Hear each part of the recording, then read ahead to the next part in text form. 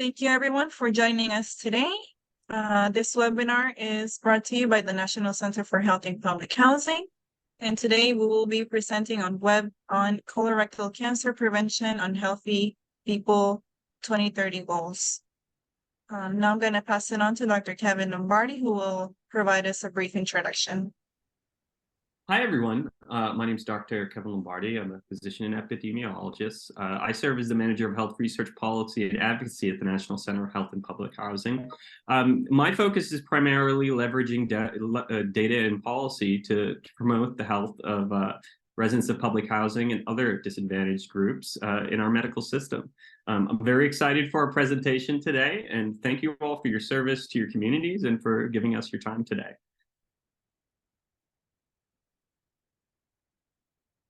And I'll pass it to Fide for the introduction. All right. Thank you so much, Kevin. My name is Fide Pineda, and I am the TTA manager here at NCHPH. And today I will help facilitate the webinar as well. So before we continue, the mission of the National Center for Health in Public Housing is to strengthen the capacity of public housing primary care grantees and other health center grantees by providing training and a range of technical assistance. NCHPH is a project supported by the Health Resources and Services Administration and is a national training and technical assistance partner that is 100% financed by this grant. The information presented today are those of the author only. This is just a reminder for all participants that you're muted upon entry. Please, if you have any questions or any concerns or any comments, or if you would also like to share any promising practices related to today's topic, please make sure that you engage in the chat. Raise your hand if you would like your line to be unmuted. This meeting is also being recorded, and the slides and recording will be sent to you via email.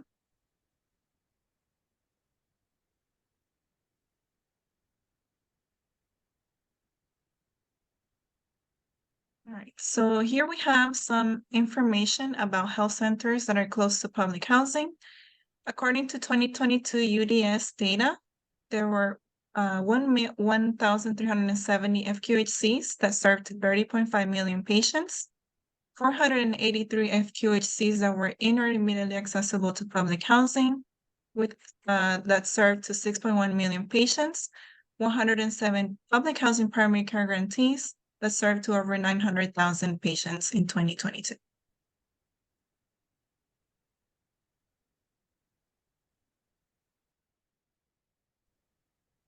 And here we have some data about public housing demographics. This describes the demographics of residents of public housing. As it is displayed, the 1.5 million residents demonstrate characteristics that differentiate them from the general U.S. population. For an example, residents of public housing are approximately 2 times more likely to be African American, 1.5 times more likely to be Latinx, and 1.5 times more likely to be children. Residents of public housing are also disproportionately more from households that are low income and female-headed households as well. And now I'll pass it on to Dr. Kevin Lombardi, who will continue with today's topic. All right, everyone. Thank you again for your time today. If you could please take a moment to jump into the chat and tell us your name, the health center that you're coming from or facility that you're coming from, and what you do. I'd like to adapt the material to the range of folks that we have. So if you don't mind, please doing that as I talk about our WHO conceptual framework. The WHO framework provides an overarching view of how the SDOH impacts health internationally. The framework is part of a continuum based on the concept of universal human rights and will be the grounding for this webinar. For those of you who are interested in the subject, I recommend clicking the publication and taking a look. It makes a great companion with a morning coffee. This presentation will also double as a consulting document. There will be links to resources, and I encourage you all to take it back to your facility and to share it, because you may find these resources very helpful in building your programs and your clinical practice. Next, please.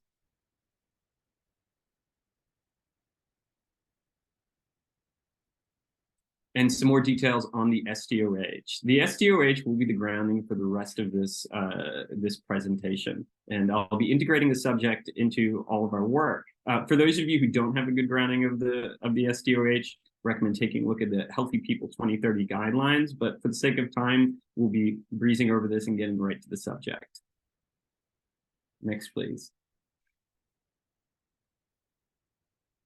So let me just take a look at who we have here.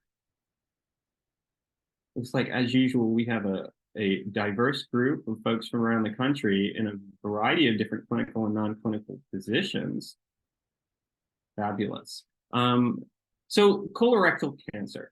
Let's just go very briefly over pathophysiology and the screening guidelines and screening modalities. And then we'll be going into a case study and talking about some of the interventions that can help to increase the rate of screening at your facility and with the patients you see. So the goal of colorectal screening is to be able to catch patients when they're on the left of this diagram. Now, if you take a look at the images here, for early stage colon cancer polyps, and these are conditions where the metastatic cells have not yet gone into the bloodstream and metastasized. For stage 1 and 2, we have a 90% survival if the polyps are recognized and removed. But for stages 3 and 4, the survival rate drops to 20%. Now, why is that? Now, you can see in the images with the adenocarcinoma and metastatic cancer, the yellow cancer cells have developed to the point where they can exsanguinate into the bloodstream. Now, when the cancers are in the bloodstream, cancer cells are in the bloodstream, they have developed the ability to take away and certain checkpoints that stop them from developing quickly. And the typical cellular infrastructure that would keep them in the polyp has gone away. So those cells can very easily exsanguinate and can go to the rest of the body. Common areas for metastasis for colon cancer are to the liver, the brain, and the lungs. Next slide, please. And here we see some of the images, what this stuff really looks like. Now, for those of you who practice, when you take a look at your patient's colonoscopy details, the report will have these images that you can take a look. On the top left, that is a healthy, beautiful colon. But if you look at the other pathological colons, you see the polyps. Now, the polyps are large, and at some point, if you can see the giant polyp, these can get big enough where they actually cause bowel obstruction and significant bleeding. So this is what it looks like. When your gastroenterologist is looking at the image, this is what they see. Next, please. And the colorectal guidelines. Now, for people who are average risk, being that they don't have a condition that raises their risk, or they don't have one or more first-degree relatives with colon cancer or advanced polyps, the recommendation is now that we start screening at 45 years. The screening guidelines do change regularly, and it's important to keep yourself updated on what the screening guidelines are. The modalities for colon cancer screening are also developing quickly. We now have access to FIT DNA tests and capsule colonoscopies that provide us new ways to both encourage patients to receive their colonoscopy and give us results that are actionable and clean. Next, please. So what are our modalities?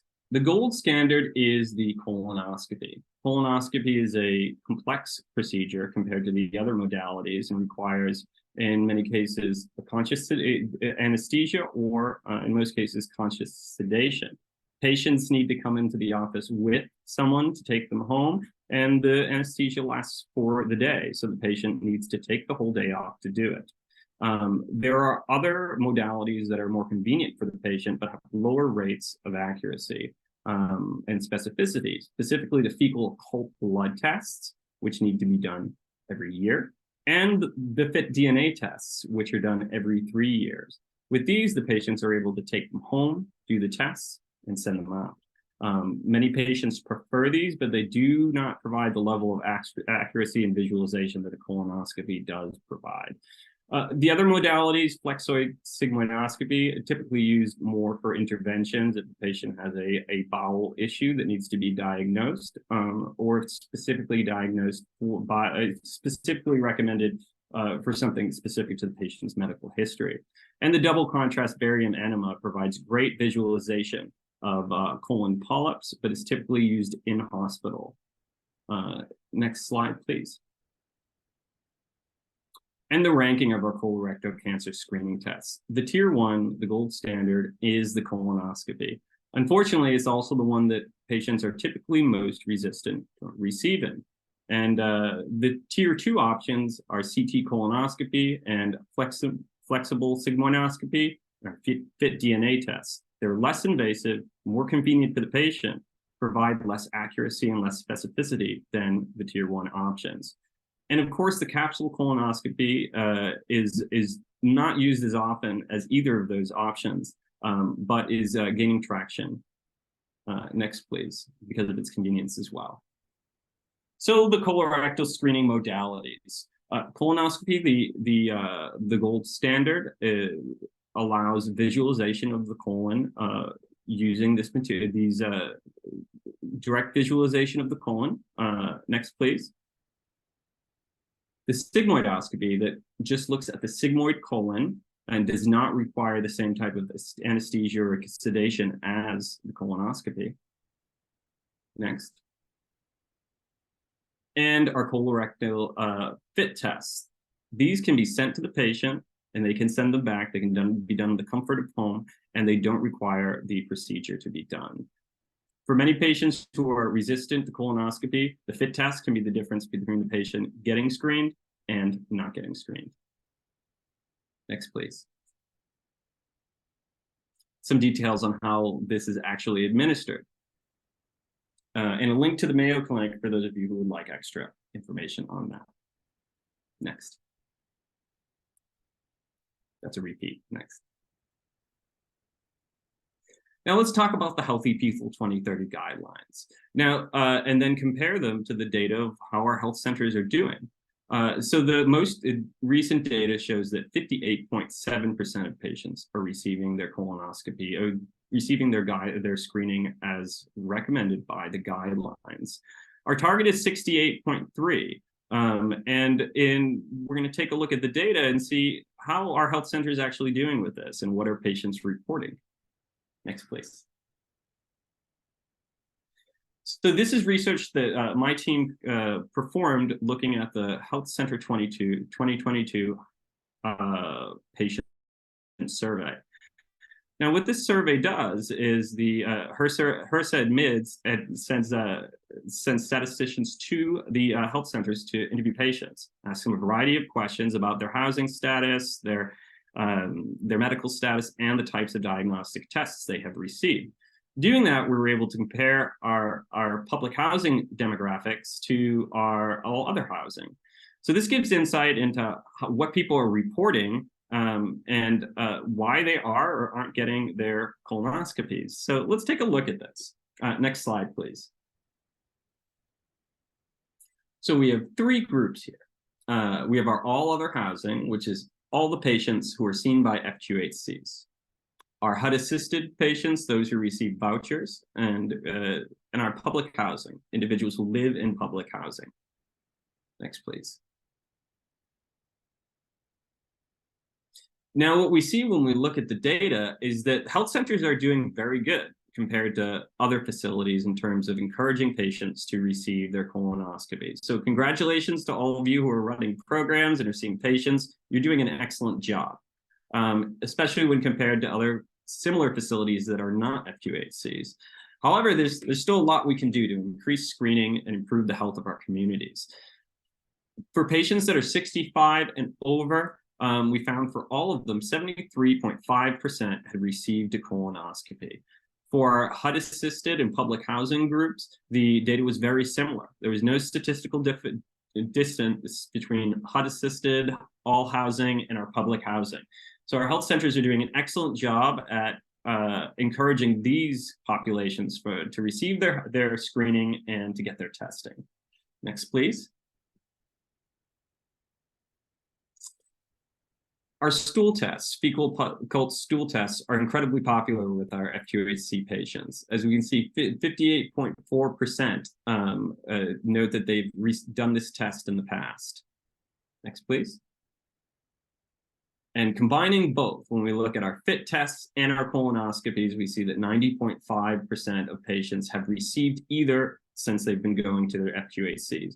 Now, it doesn't tell us if they're sticking to the guidelines or doing them according to the guideline timeline, but they are receiving it. Next.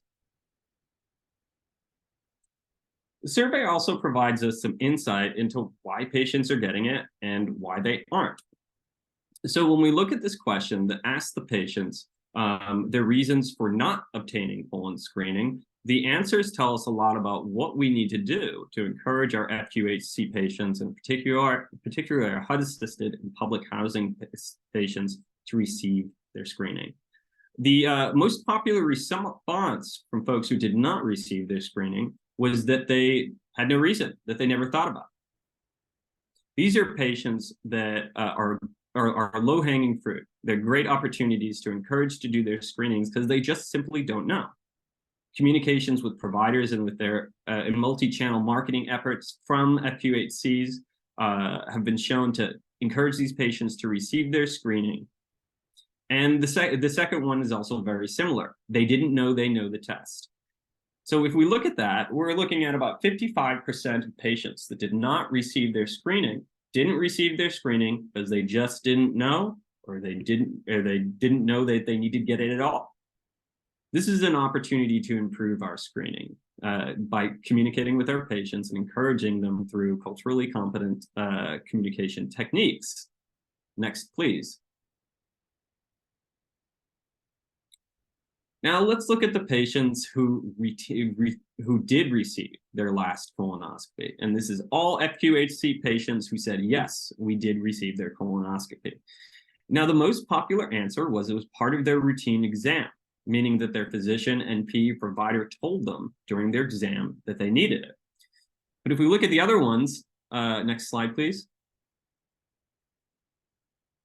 Because of a problem. These are individuals that came to their clinic and had an issue, stomach pain, loss of weight, dizziness, and then received their colonoscopy.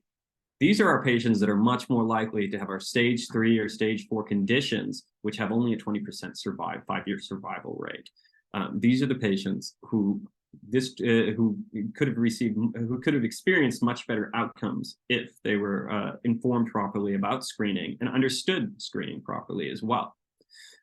Also, follow-up tests and some other reason, very small, but the primary reason folks are getting their screening is because it's mentioned during their exam or they're sick. Next, please. Kevin, we do have one question related to this slide. Mm-hmm. And the question is, what are some of the other reasons for FQHC patients not obtaining colon cancer screening? Well, the issue is that we don't have very good data on what FQHC patients say. Well, the only thing that's good is the 2022 Health Centered Patient Survey and the UDS data. What the questions in the survey only looked at these specific issues, so we don't have information on that, and we don't have good outside data that tells us specifically why. As far as other reasons and the detailed reasons, I'd encourage you to consider your anecdotal evidence of your patients and what they have said, because there just isn't good data on that for this population. This is the best we have. Thank you so much, Kevin. Next, please. So let's look at screening from the UDS data. Health centers are doing an excellent job with their screening. If we look at the FQHCs and the PHPCs separately, they're very comparable.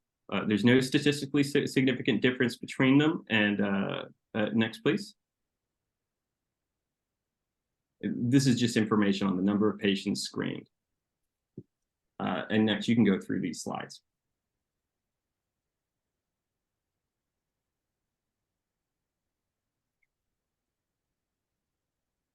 So let's take a second and do a case study. I'm going to read the case study, and then we'll get a moment to consider it and answer some questions about this patient's particular situation. Mr. Luciano is a 58-year-old man with a history of gastric reflux, hypertension, and type 2 diabetes. He appears at his PCP for his annual wellness exam. The patient undergoes a standard intake, including vitals and an SDOH screener per facility protocol. The results are following. He has a BP of 140/70, heart rate of 88, respiratory rate of 18, and a weight of 190. When we compare that to his last visit in 2018, we notice a difference. In 2018, his BP was 160/92, heart rate was 68, respiration 16, and weight 230. So the patient's blood pressure is lower, his heart rate is higher, and he seems to have lost weight.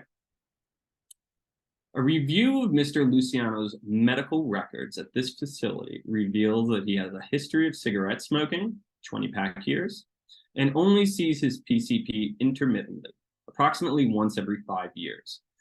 When checking his medical records, the provider notes that no cancer screening results are noted, none at all. Next, please. Many of your facilities may use an SDOH screener in intake and follow-up. If you don't have an SDOH screener, I'd recommend using the WellRx and adapting it to your facility. If you're interested, hit the link to resource that will explain to you how to adapt it to your specific facility needs. But for brevity, we're going to move on and focus on the results here. So when we look at the screener, we found that in the past 2 months, did you or others skip meals because you didn't have any money or food? Patient said yes to that. Patient is not homeless. They're not having trouble paying for the utilities. They do have trouble finding or paying for a ride. They don't need daycare. Next, please. And all the rest are no. Doesn't need help getting a job, doesn't need help getting more education, doesn't have an issue with drugs or alcohol in the home, does not feel unsafe, and does not have an issue with the threats or abuse in the home. Next, please. During the physical exam, the following results are noted. 1, the patient becomes lightheaded when he stands from sitting. 2, the patient's skin appears pale and diaphoretic. 3, the patient is easily confused by instructions and questioning, which wasn't noted in his past medical records. During the patient interview, Mr. Luciano notes the following. He's a construction foreman and smokes regularly at work to stay warm. He lives alone. The patient's paternal grandfather and brother both died of cancer. He doesn't know what type. He's a widower. And the patient's diet primarily consists of red meats and processed foods, with heavy intakes of soda. He intermittently uses alcohol, 12 drinks a week on average. When asked about colon cancer screening, Mr. Luciano notes that he has discussed this with his PCP in the past, but was not interested in receiving colonoscopy and does not remember discussing other screening options. So you, the provider, discuss this with him. After being questioned about receiving a colonoscopy, the patient appears irritated and his body language becomes closed off and oppositional. Next. And for the chat, Fide, we will be sending them the slides with the links on it. If there is a specific one, I can pop it in, but just if you could be specific about which link you were looking for. So requested the link. Correct. I will pop that in the chat as soon as we're taking a break for the discussion. Next, please. And I will say, now that we're discussing about SDOH screeners, putting an SDOH screener into your intake and follow-up procedure is a data-driven way to be able to assess SDOH needs and intervene and use the programs at your facility more efficiently. The current recommendations are that facilities should adapt their SDOH screeners to reflect the needs of their communities. If you're in a rural community and you're using an SDOH screener, you may want to consider putting questions about transportation. If you're in an urban area and you serve public housing, you may want to put some questions about whether that individual is in public housing or not. Feel free to use the process to adapt the SDOH screener to your needs. That link does have goes straight to a study that will show you how to do it. It's a detailed and lengthy process that I'll review in some future webinars if you're interested, including the one on December 1st. Here we are. So I'd like to ask you guys the following. We've got two questions, so we're going to take a couple minutes and consider them, and then I'd like to discuss them together. For those of you who would like to share, please put your hand up and please put it in the chat so we can review. Take a moment to assess how you would assess Mr. Luciano's current condition, and that's broad on purpose. If we could take just 2 minutes, and I'm going to put that link into the chat. Timer starts now.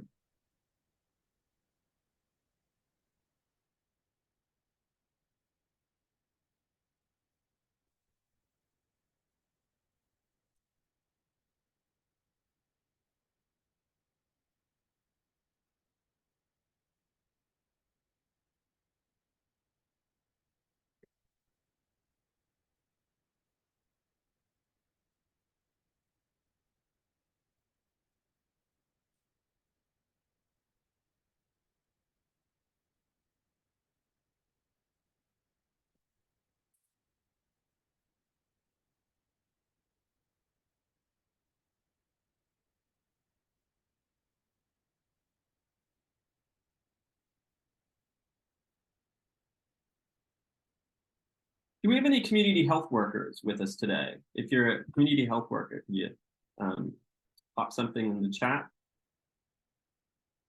Or if you manage community health workers.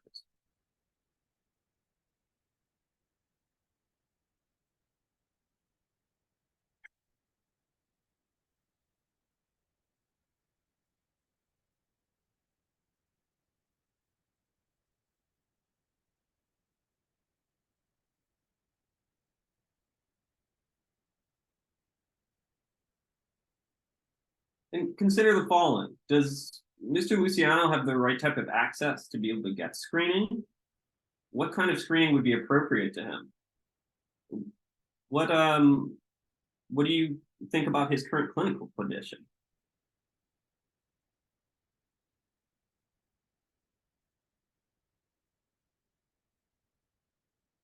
So before we go to the chat, I want to put Fide on the spot and say, what do you think, Fide? About Mr. My apologies, sorry. We can go back to the first slide too. Let's go back to the first slide in the case study. That might be a good idea also, going back to the slide.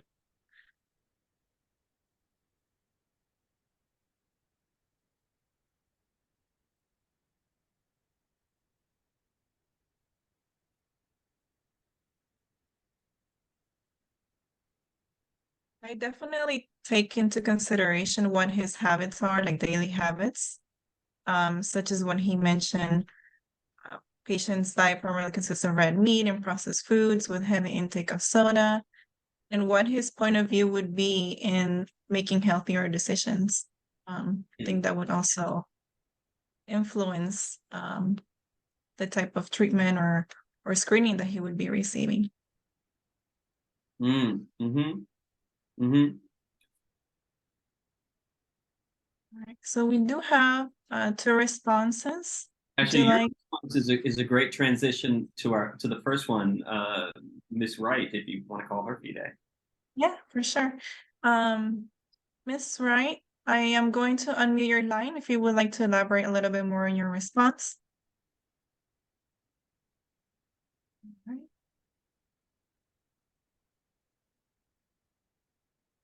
Hello.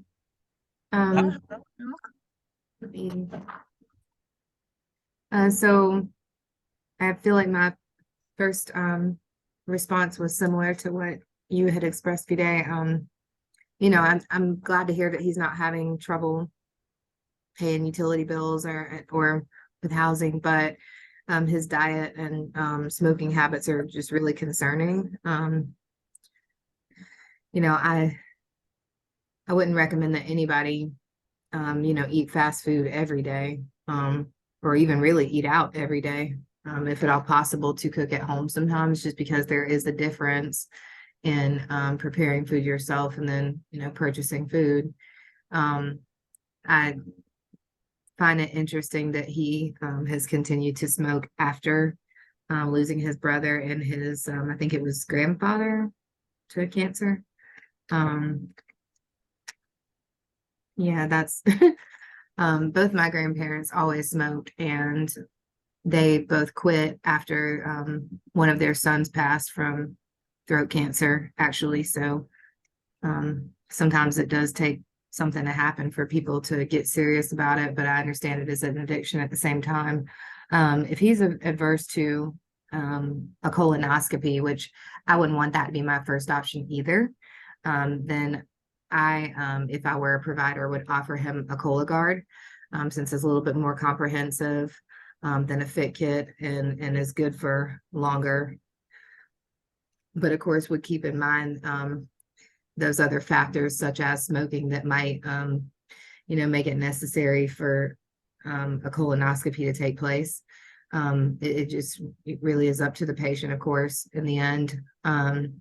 Also, I think that there was something said about transportation, even though I don't see it here. Maybe that was in the discussion points from earlier during the presentation, but we are able to offer full service transportation to all of our appointments and to any appointments that we refer our patients to for specialist visits, as well as to pharmacies to pick up medications. And we have pharmacy delivery services here at Regenesis. So I know that we're very fortunate to have all of those options. I would definitely offer referral to those services if the patient did need them. We try to eliminate as many excuses as we can. So you make some good points. And may I call you Whitney? Yes. Mm-hmm. So this is a patient that's riddled with risk factors for cancer in general. The alcohol use, although he doesn't meet criteria, he does still consistently drink 12 drinks a week. He smokes 20-pack years. That's a lot. And this patient eats red meat regularly. There is no safe level of red meat. Red meat is a carcinogen. And if you're eating it 3 or 4 times a week, or you're eating it more, you raise your rates, your risk of colon cancer significantly. This patient has a lot of risk factors. And he doesn't come to his PCP often, which means that he's possibly not getting the advice that he needs. He's also recently a widower, and social support that he may have had at home, he didn't. And I think you nailed it on the transportation. This is an individual that may not be able to get to his appointment, and it may have been a barrier that stopped him from getting there in the first place. Mm-hmm. Do you mind telling us where you're coming from and what you do? Sure. I'm the quality improvement and risk manager here at Regenesis Healthcare. We're located in Spartanburg, Union, and Cherokee counties in the upstate of South Carolina. So I do not supervise our certified community health workers. Actually, our outreach department recently went through certification training to earn their certificates in that specified field. But I am pretty much over compliance for the company. And so with that said, since it is a new program, I'm developing a lot of their policies and procedures as we speak, and just making sure that, we are using all the resources that we have in-house, as well as those we have access to deliver effective and accessible care to our primary patients. Like we primarily serve patients who are marginalized and by some means or another. So it's just, a lot of times having conversations with them where besides having some, poverty related factors, some of them don't want to do things that they should be doing. And so you have to really make sure that you communicate everything that is available to keep from too many excuses being the reason why they can't do this or can't do that. We've had patients who just straight up said that like they didn't want to get a mammogram because they heard it hurts. And I mean, nicer than this, but my answer was kind of like, well, I mean, cancer hurts worse than that, probably, I would think. I don't know. I was like, okay. And then actually my quality improvement coordinator who assists me is a 44-year-old breast cancer survivor. And so that's been really helpful in our messaging too, is really recruiting people for positions, not just based upon their skills and abilities and their backgrounds and education, but also some of their personal situations and stories. She's spoken at several breast cancer prevention awareness events for us over the past couple of years with our women's health division.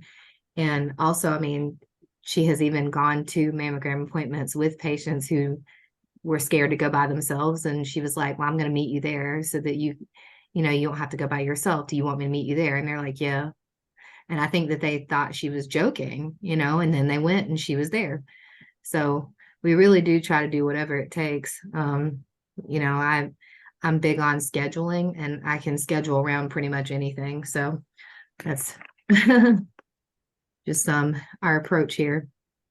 Well, I appreciate the details, Whitney. And a couple of things, if you don't mind my commenting on, is you mentioned transportation. Are you serving primarily my question for you is, are you serving in a rural area?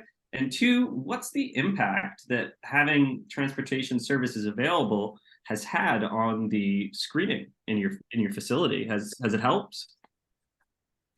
It definitely has helped, because the reason that we were getting for why patients were not attending preventive screening appointments was a lot of times transportation related. Either they did not have their own personal vehicle, or whoever they depended upon for rides said that they could not bring them at that time. The Medicaid transportation service around here apparently is $25 for a ride one way. Which, I mean, you may as well, take a luxury lift for that. I mean, because it's going to be comparable in the app. And a lot of times too, the population on Medicaid can't afford a $25 one-way ride. So that definitely isn't effective, in my opinion, and based upon the facts. But besides that, our transportation department, I think we had done 1,000 rides by the end of the first trimester of this year. So we, it's very busy. We actually just started a new hire in that department today that I met during orientation this morning. But our patients really have been taking advantage of the service. It's not like it's been something where we were trying to pilot and see if people, would take to it. As soon as people found out we had transportation, they were calling to schedule left and right, or trying to schedule prior to, or pardon me, at checkout, which is best. Yeah, I mean, and it's not a big department, but they are constantly on the road. So. Yeah. Well, thank you for the insight and for your service, Whitney. Mm-hmm. And just to agree with you, what the data tells us and matches very well with what your experience has been, is that transportation is often the biggest barrier for individuals getting their care, particularly in rural areas that don't have the transportation infrastructure that more urban zones do. I'm sorry, I didn't answer that second part of the question, or maybe the first part. We are in technically, Spartanburg is suburban, it's fairly suburban. Union County and Cherokee County are very rural. And so South Carolina is just like that. Like, you run into some small cities here and there, and then you run into a lot of suburbs where there's a lot of housing development, being built for those who can afford that. And then you have some very rural areas where internet access is even a bit of a problem. So it's just depends on where you are. My college roommate is from Massachusetts, and her parents sent her down here without a car. And I remember they said that she probably wouldn't need one because she was going to be in school. And I was like, you can ride with me until they like see how it is. It's not a place you can walk places. It's not walkable. Even if there are sidewalks, I mean, you may walk 10 miles to get, from one place to the next. So you have to have a car or at least a dependable ride. Mm-hmm. Well, thank you for your input, Whitney, and Yes. service as well. Fide, do you want to pick one more before we move on? Do you think we have time for that? Yes, we do. I see that we have Marianne Sally with her hand raised. I'm gonna unmute your line.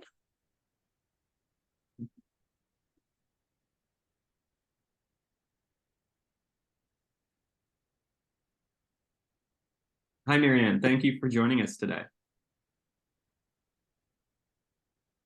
I'm sorry, is that me? Yes, that's you. I must be under my supervisor's name. My name is actually Darlene Burton, and I am the colorectal cancer navigator at Esperanza Health Center.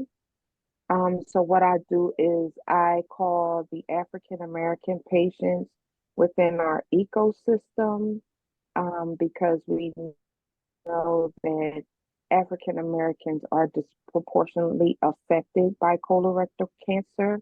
Um, when I speak to patients that are hesitant to be screened, I let them, I really stress to them that early screening is the key, um, and has the best outcomes.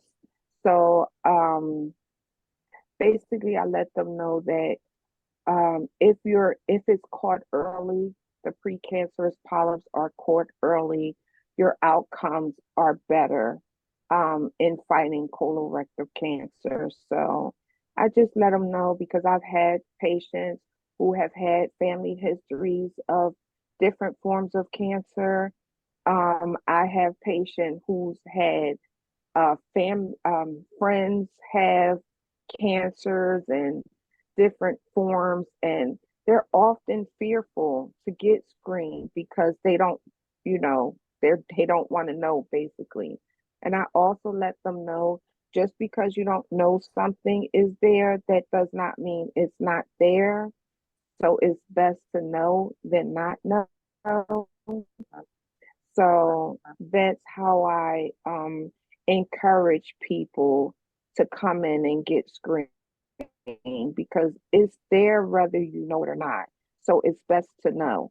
So that's the way how, when I encounter patients who are very fearful because either of a family history, a friend's history, or losing a loved one to a form of cancer, I just have to let them know that I understand you may not want to know, but just because you don't know is there does not mean it's not there. So that's one of the ways I combat hesitancy around getting screened. Well, thank you for that insight, Ms. Burton. I have a couple questions for you, if you don't mind. You said particularly that you serve the African American patients in your at your facility.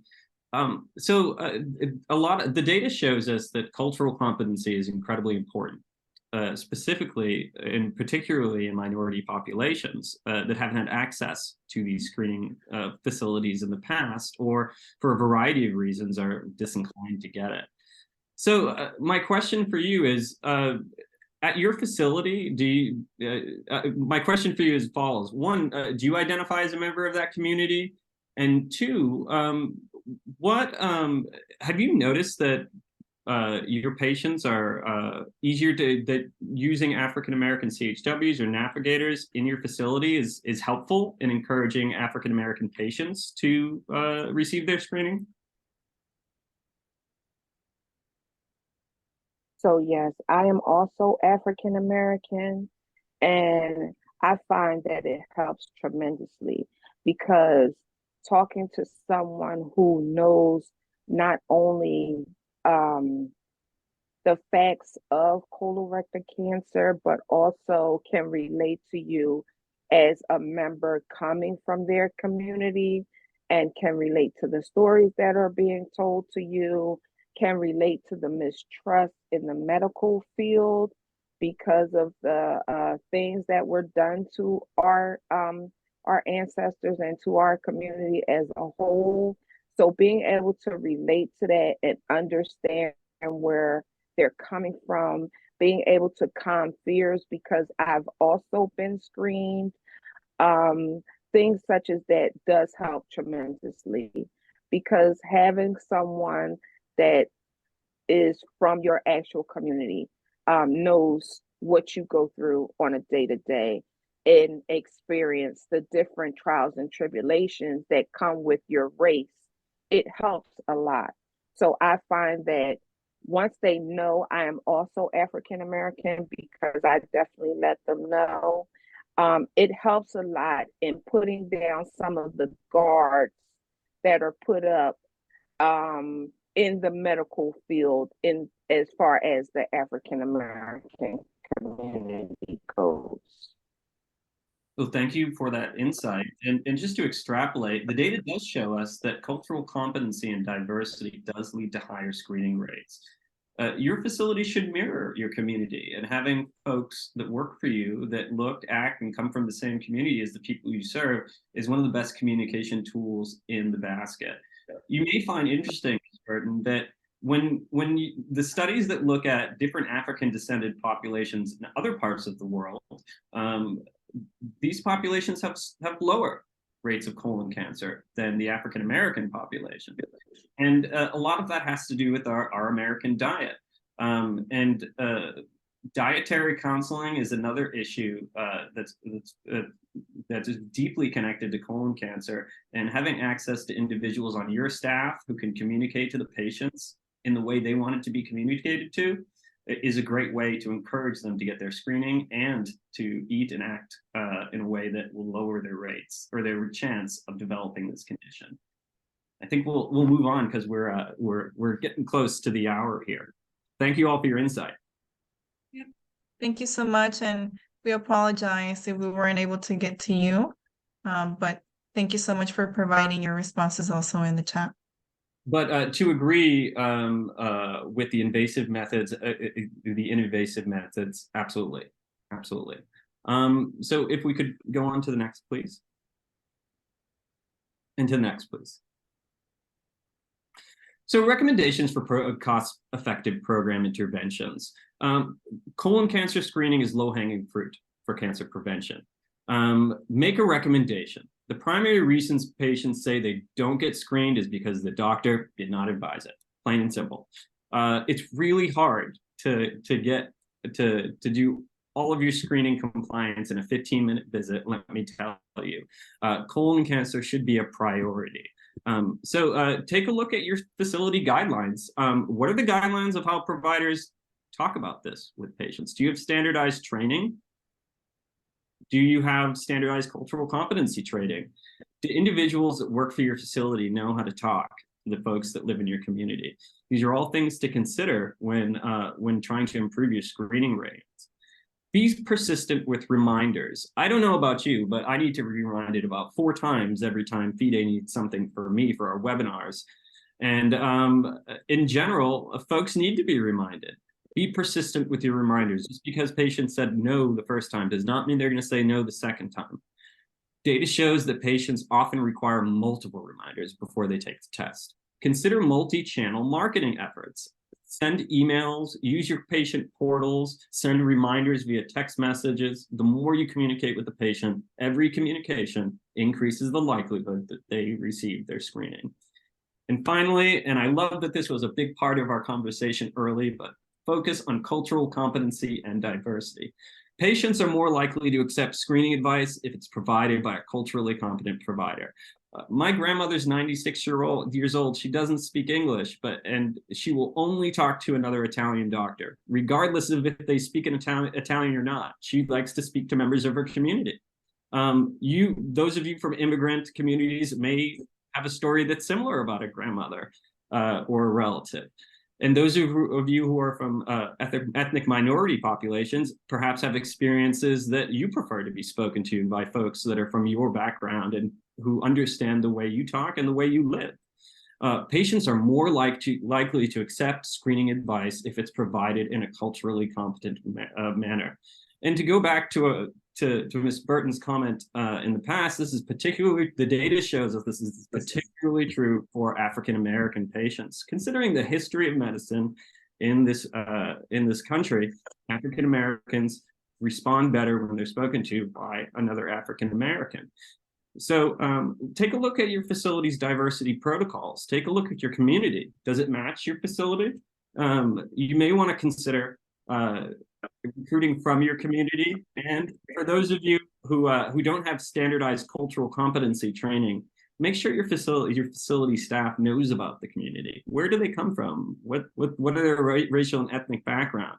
This isn't just data. This is ways to understand the policies and protocols that can help you to communicate better with your patients. Next, please. Marketing preventative services. Seems like an oxymoron, but colonoscopy is an uncomfortable and time-consuming procedure. Folks don't like it. I'm a physician. I have yet to be able to convince my father to get one after years of trying to get him to do it. Some folks are incredibly resistant to this. The system that I recommend is emphasize convenience, reduce stigma, increase access to care. Programs like transportation programs like CHW communication programs, patient navigators. These are all tools that can be used to communicate directly with your patients about their screening. Prioritize colon cancer screening as a topic of discussion when your providers are speaking to your patients. Reduce stigma. There's a lot of stigma behind colonoscopy. Folks don't like talking about it, and they don't like getting it. Reduce stigma in your communications. Normalize the colonoscopy. It's a screening. It's just like getting your flu shot. And increase access to care. I recommend multi-channel marketing efforts when dealing with screening efforts. Calls, emails, text messages, patient portals. Utilize all of these channels to communicate with your patient, because the more they hear, every time they hear it, it's more likely that they'll get their screening. And that communication saves lives. Next, please. So going back to our 2030 guidelines, Healthy People 2030 has a variety of resources that will help you meet the diversity needs in your community. If you go to this link of the Healthy People 2030 resources, there are toolkits, screening protocols, and so forth, and recommendations for improving screening in specific communities, including Hispanic communities, Chinese American and Asian American communities, and so forth. Each of these communities have specific communication needs. And if you have a large demographic of immigrants from a different country who have recently come to your community, if you have a large ethnic minority population that has historically not had access to screening, you might find these resources as very helpful in communicating with your folks and training your staff. Links at the bottom of the slides. Next, please. And I'm going to pop that in a second. So I have a final question for us, and it's as follows. You can answer either or depending on what your role or responsibility is at your facility. The first is, what efforts has your organization used to increase the rate of screening at your facility? The second is, what efforts do you use in clinical practice to encourage patients to complete their screening? And we'll take just a minute if y'all could either raise your hand or pop something into the chat.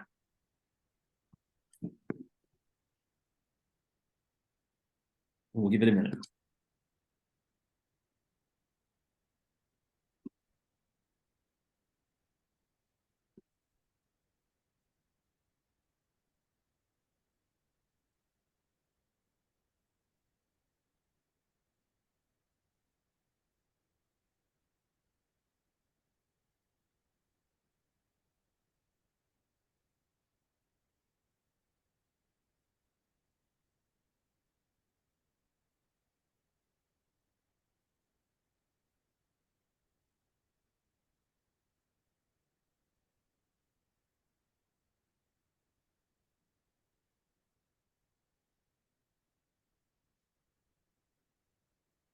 Okay, so we have one response from Patty Knight. We have partnered with the ACS to do the flu fit program, but it has had very little impact over the last 5 years.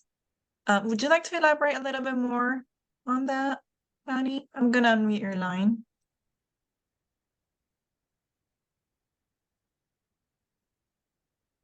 Okay, can you hear me? Yes, I can hear you. Okay. Of course, we have a large community health center in Southeast Mississippi, or a group of community health centers in Southeast Mississippi, and trying to get them to do the colonoscopy has had very little impact because of their financial status. So we opted to try the flu fit. So that means when they come in to get their flu vaccines, that we encourage them, we make that a part of the whole deal with giving them the flu vaccine, to encourage them to do just the FIT. But again, we've had even though we give them the kits, all they have to do is just send them back into us. We even give them postage paid envelopes, the whole gamut. We still have had very little impact with it. And I don't know what more, we can do.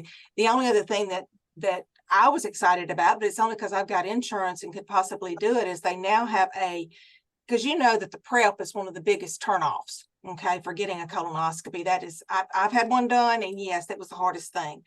So now they have something called a Hygia machine, where you go in like 2 hours prior, and you go in and it does the whole clean out for you. And essentially you just do that, go straight and have your colonoscopy done, and you're out of there. So you only have the 1 day versus doing the prep. You might as well take 2 days, if not the day after off, depending on how early your appointment is and everything, in order to get prepped for it. So the thing about that is it's about $274, and insurance does not cover the Hygia. So, Patty, I'm interested that folks still aren't doing the fit test, and it seems that y'all are interested as to why they're not doing it as well. Have you considered surveying the folks that haven't done it to see why? Well, some of them still considered it almost invasive. That's one thing. They just don't want to do it. The fit test is yucky, even though we did the one that seemed to be the simplest that you could possibly do. You don't have to you don't have to swab and get 3 different bowel movements and all that kind of stuff anymore. So it's gotten a lot more simplistic, and then the effort to return them. They just don't take the effort to do it, even though we do phone call follow-ups, we do note card follow-ups for them. Not open note cards, but private note cards to the patients. And we still have seen just very few return for effort on that part. So I don't know what the answer is. I like to think is every community is unique for its communication needs in this. Now, I spent a while working in the opposite side of your state, but folks in Mississippi are very independent. And I don't think there's anyone who's going to know the communication needs more than someone from the community. But do you have a standardized protocol where your facility physicians and nurse practitioners talk to folks about these things? Yes, when the Cancer Society has a complete protocol for the flu fit program, and we initiated all of that with our providers. And initially we thought we had a little bit of impact on it, but COVID hit in the middle of all of that as well. So whether or not that's we know it had an impact. It had an impact on everything in medical care, and still does. We have community health workers, but we have not had to, but it seems that the focus for them has been on the COVID vaccines, and now we're trying to get them to do the flu vaccine. So that might be something that we could extend on out there as we're doing those flu and COVID vaccines, is to actually have the fit out there as well. That might be something we could try. Patty, I would love to get into this deeper with you. If you want to email me directly, I'd love to delve into the details of your program and see if I could provide any help. But with most of these issues, it doesn't hurt to focus on marketing and communication. And if folks aren't sending it back, there may be a reason why that we just don't know that's specific to your community. But those details can come out when the more often you're communicating and the more often you're marketing services. So I would encourage you to encourage your providers to continue to talk about it as much as possible and to communicate with your patients as much as possible, because it will certainly at least raise rates slowly, and it will make people more aware of the problem. And sometimes it just takes time. Sure. And the other thing that is most of these visits for our flu vaccines and our COVID vaccines now are not provider visits. They are nurse visits only, or vaccine visits only. So we get, of course, we don't get any payment for that other than the vaccine administrations or the vaccine itself. So trying to get them to do the flu and get the provider involved is difficult because they're not getting a visit out of it either. So, and then I saw in the chat also, if the fit comes back positive, yeah, that was very little cost, if anything. But then if it comes back positive, they're going to have to go for the colonoscopy anyway. And at that point, it becomes a diagnostic and not a screening, which means if they do have any kind of insurance, copays and all of that go along with it when it becomes diagnostic. It's also significantly easier to get her to encourage them to do it as well, from my personal experience. So, Patty, I'd encourage you to continue communicating with your patients and with your providers. And if you'd like to talk more of it, please email me. This is a problem that is reported by quite a few health centers around the country. Yes. All right. Thank you so much. Thank you. Thank you for your service. Thank you, Patty. I think we need to follow up today. This has been an incredible discussion, so thank you all for sharing your details with us. But mostly, thank you for continuing to serve your community. And in many ways, screening is a low-hanging fruit, but communication with patients is not easy. Take a close look at your community. Take a close look at your patients and providers, and consider promoting a multi-channel marketing effort to talk to your patients. Consider improving the training of your CHWs and your staff to be able to articulate why this is really important. It's not just an issue of knowing it and how to talk about it. It's an issue of knowing it and being able to talk about it to your community. And that's much more complicated in many cases. And I think our discussion and the various perspectives you all have shared with us certainly underlines that. Phoebe, I think I'll hand it to you. But again, I'm Dr. Kevin Lombardi. I thank you all for your time and concern. If anyone wants to talk further about this, or some folks did mention their interest in SDOH screeners, I'd be happy to work with you. We provide that service pro bono. So please give me an email if you're interested. Yep. All right. Well, thank you so much, everybody. Thank you, Kevin, also. It's a shame that we couldn't continue with the discussions, but thank you everyone for also providing a lot of these very good promising practices that I'm sure other health centers are going to also benefit from. So this is just a quick reminder to please complete our post-evaluation survey right after the webinar, and make sure to visit our nchph.org website if you would like to access our other resources. And this is our contact information. If you would like to contact Dr. Kevin Lombardi related to this topic, I will be putting his email in the chat as well. And thank you, everybody, for joining us today. I just popped it in, Fide. Together we can make this better. So thank you all for being on the team and for serving your community. And I look forward to seeing you all in our future webinars. Thank you so much. Thank you. Bye-bye.